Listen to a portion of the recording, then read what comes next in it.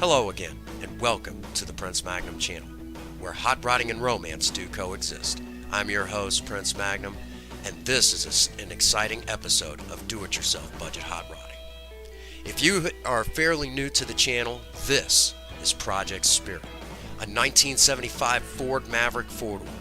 Now, many of you out there would say, why not a two-door? Hey, don't let the four doors fool you. Mavericks in any way, shape, or form are exciting and awesome rides to have. But Project Spirit hasn't had an easy road thus far. She's 43 years old and time has not been on her side. For the past 6 months, we've had to replace an awful lot just because of time eating away at her. But that's okay. Here on the Prince Magnum channel, we have no problem breathing life back into an amazing ride like Project Spirit. Project Spirit still has her original inline 250 from 1975. We've had to do a transmission swap, and now the transmission residing in her is, believe it or not, a 3-speed manual from a 1967 Ford Mustang, which was bolted to an inline 200. From there, we've had to replace her upper ball joints. We've had to replace her original ignition box for her electronic distributor, along with the pickup coil inside that distributor. She's had a brand new starter installed, a new water pump, along with various other little items along the way. This also includes her original timing chain. Yes, folks, a timing chain, not a timing belt. Project Spirit, her engine is still, amazingly enough, a wonderful, smooth-running cast iron engine with a cast iron head. Earlier last year, she amazingly beat the feat of outdoing a Toyota Prius as far as gas mileage goes. But because of all these breakdowns, Project Spirit's been unable to do what she does best, and that's go out there and meet you, the general public. So, in this video, I'm going to show you how much closer we are to putting Project Spirit back on the road so she can continue to meet and greet every last one of you.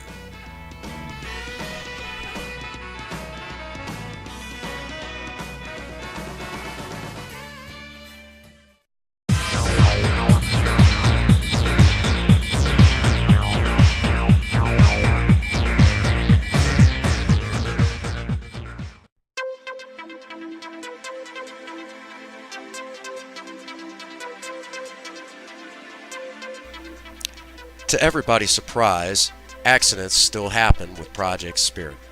This is the result of one of those accidents. Project Spirit's old battery box just no longer holds batteries properly, and it had been time to replace it for some time. Well, in the midst of bringing Project Spirit home, her battery slid over and slammed into the alternator, throwing battery acid throughout the engine bay. This is the third time this has happened in 2 years, and it's high time I got to fixing that problem. A new battery box is in place, bolted right to where the old one was, and this one won't rust because it's made of plastic.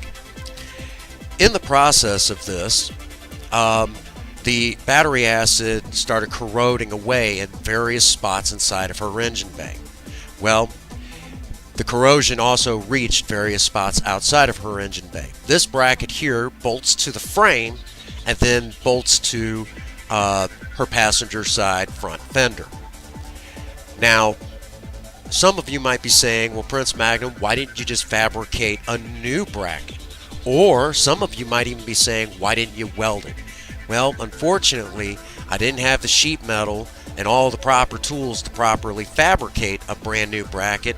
And the other problem, well, I don't have a welder. That and the corrosion had gotten so bad in some of those spots, I don't know if a welder would have, it might have made it worse. It might have just kept burning on through. That being the case, I had to find a solution to still fix those holes and still salvage this piece.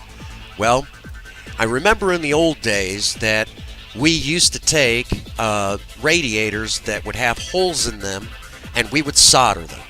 that would then stop the hole and would patch it up. Shoot, in some cases I actually seen where some radiators might have just been completely, basically they were broke down to the point where they were nothing but solder.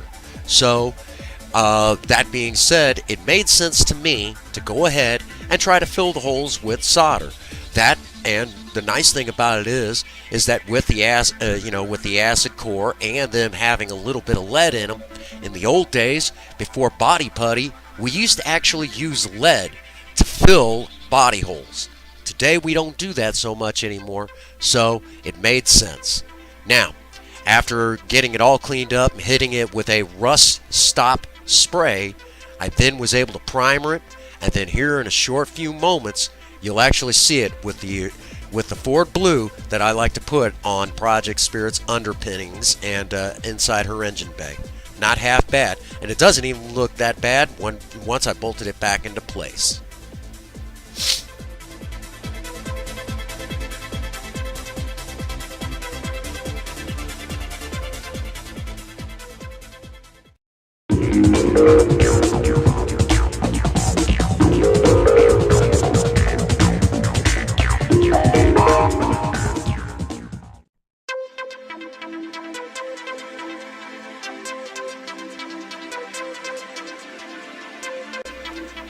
You know, I wanted to show all of you how to change oil on a car like Project Spirit, but this is not exactly what I had in mind.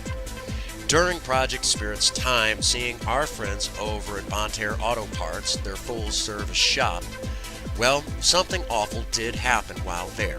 It wasn't anybody's fault, it couldn't be prevented, it's just one of those nasty things that sometimes happens whenever you're replacing parts like a timing chain. Well, if any of you know anything about the old inline 250s, or for that matter, any Ford inline, well, when you go to remove the timing chain, you have to remove an awful lot of other stuff. Water pump and the neck for the thermostat. Well, in doing that, once they got all of that loose, well, Project Spirit decided to dump some antifreeze right down inside of her oil. This is a problem. You can't leave that stuff in there. Number one, water and antifreeze break down the life of the oil. Number two, that's moisture inside of your engine. So, after bringing Project Spirit home, they had kind of warned me about it. I didn't, it was one of those things that when they told me, I thought they said they took care of it, but I guess I wasn't paying enough attention. So that's my own fault. I got her home, pulled the dipstick, and seen how bad it really was. Shoot, it was bad enough. I could have swore that she had blown a head gasket. Not the case, though. Well, went ahead and got all the stuff together, which I already had an oil filter and already had some STP oil treatment, which we'll talk about later as this video progresses, and got out there and started draining the oil. Now, the oil pan that we use for Project Lena won't hold near as much oil as we have in Project Spirit. Project Spirit holds an awful lot of oil. At least another quart more than Project Lena. That's due to the fact that Project Spirit has a much, much larger oil filter than Project Lena. That being said, I got up under there with a little bit of some camera equipment, and basically what you're seeing is the end result of just draining it out. As a matter of fact, as I'm actually looking this, you can actually see the milky color already in the oil, which that is a very bad thing.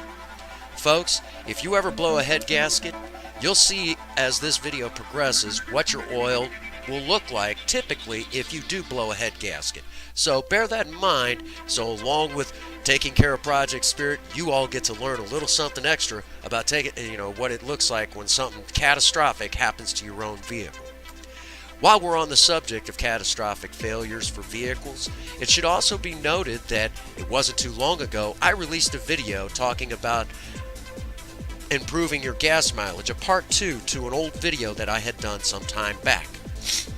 The catastrophic failures that I talk about, with an engine overheating with modern, using modern aluminum engine blocks and modern aluminum heads, well, if you didn't take mind what I explained in that video, you might want to take mind what it looks like when you have a catastrophic failure.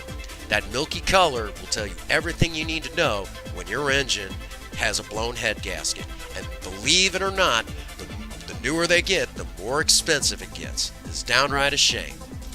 Now, here just shortly, we're going to cut away and you're going to see the size of Project Spirit's oil filter. This thing is ginormous. It actually holds almost an entire quart of oil. Again, when you're changing the oil, figure in for the fact that how much oil your oil filter is going to hold. Is it necessary to be exactly precise? I say get it as close as possible. And most of you in the Maverick Nation, when you typically go to do something, you're smart enough to know just by looking at it. Again, the Prince Magnum channel has the world's smartest subscribers, in my opinion. So take a look here and you'll see what I mean. Again, they don't make them like they used to. This filter is huge, but it has to filter an awful lot of oil for such a wonderful engine. Now, to go along with this, we're going to cut away here in just a split second, and we're going to take a look at Project Spirit being filled back up with some good, solid motor oil. To go along with the motor oil I was putting in, we had to put some STP oil treatment in. Now, some of you might be saying, Prince Magnum, why would you put STP oil treatment in there? Well, Project Spirit was built during a time when motor oil had to have zinc in it. It helped lubricate the internal parts. Well, later on down the road, oil companies started removing the zinc from the oil.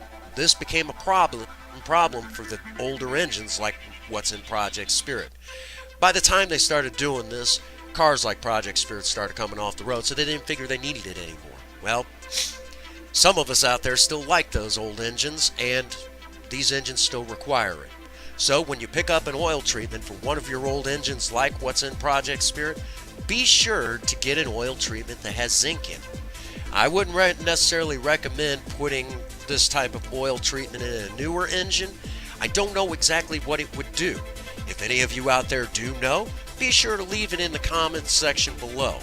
That way, you, not only me, but all of the Maverick Nation will know what, basically why we should or maybe shouldn't put an oil treatment like this in our newer vehicles. So don't be afraid, because I don't know, maybe you will know.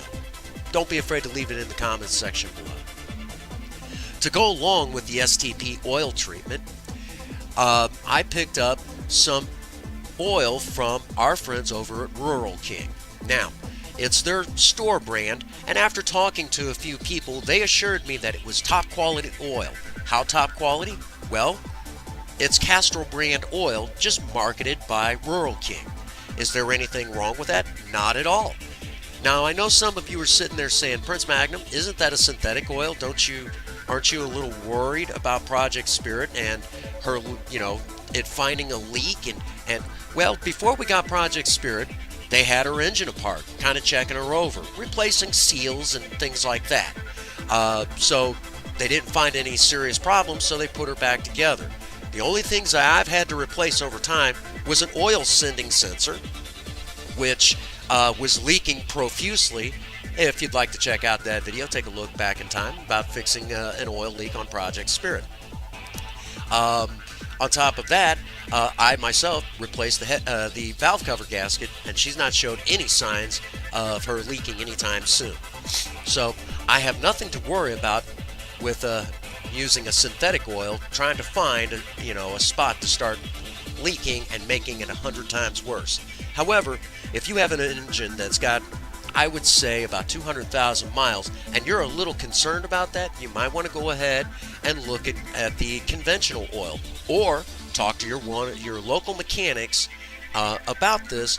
Most of the time, they'll be glad to tell you what synthetic oil would be the best for your project.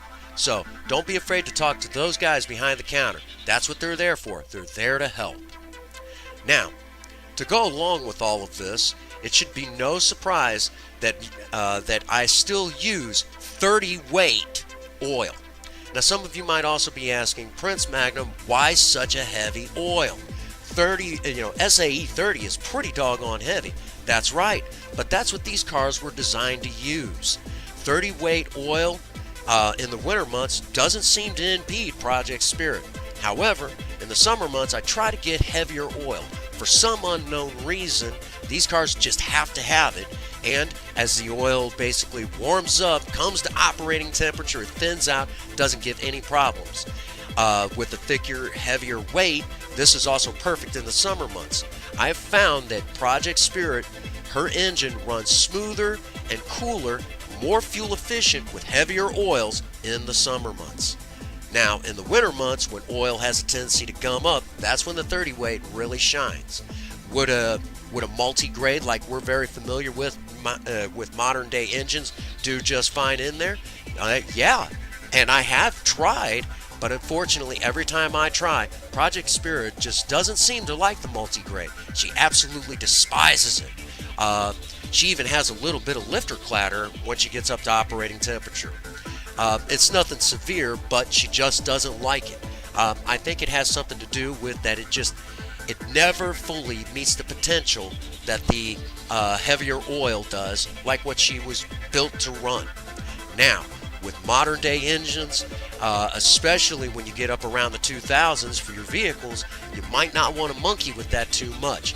Use what the manufacturer calls for, and don't be afraid that if you don't know, because sometimes time wears away at knowledge, don't be afraid to talk to your local auto parts stores. Again, that's what the guys behind the counter, or sometimes gals nowadays, are there for.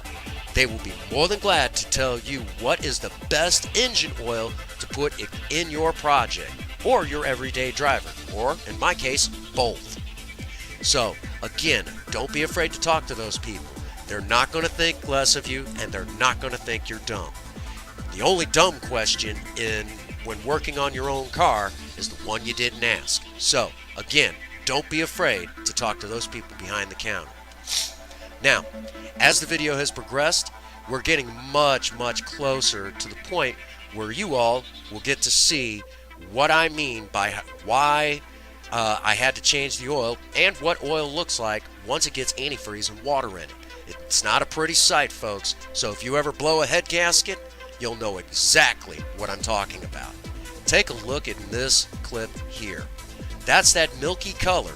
We don't want to see that in our engine oil. So take good care of your engines, folks, and those engines will take care of you for many years to come.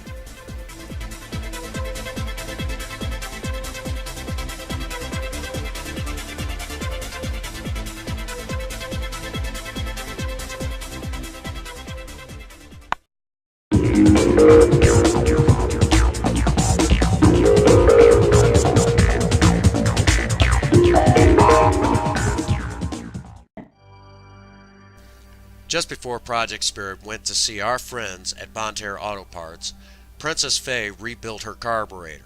Princess Faye's fingers are a lot smaller than mine and better suited for those smaller parts. However, I was there to supervise.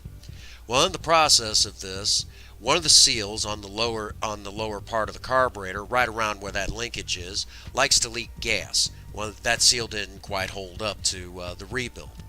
So, unfortunately, we're going to have to pull her carburetor back apart and do another rebuild. Maybe even going a little bit deeper.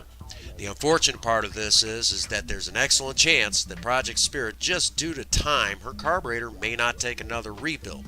On the upside, though, it shouldn't be an issue. She should be able to handle another rebuild, because I found with a little bit of light tinkering, I could get the fuel leak to stop. However, it does come back after I shut her off or after driving her for a little while. So this is the only holdup that's keeping Project Spirit from getting back out there and doing what she does best.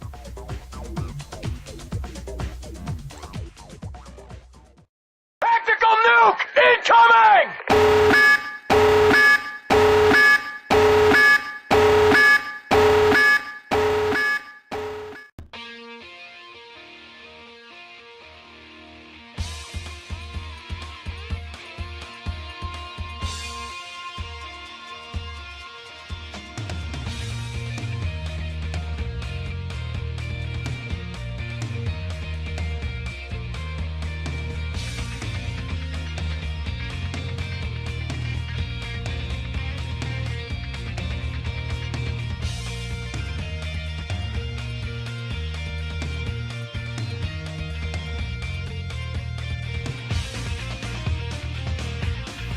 Well, there you have it, folks. So far, we're just about done. Just have to get that gas leak taken care of. And since we're probably going to require another rebuild kit, I'm not too terribly worried because as I'm making this video, it's a Friday night and I get paid on Monday. So, won't be much longer when all of you get to see her on a more regular basis. While we're on the subject of seeing Project Spirit on a regular basis, the video footage you have actually been seeing throughout this video is current footage. No recycled stuff. This is all brand new stuff. So yes, I took Project Spirit out after tinkering around with the carburetor a little bit.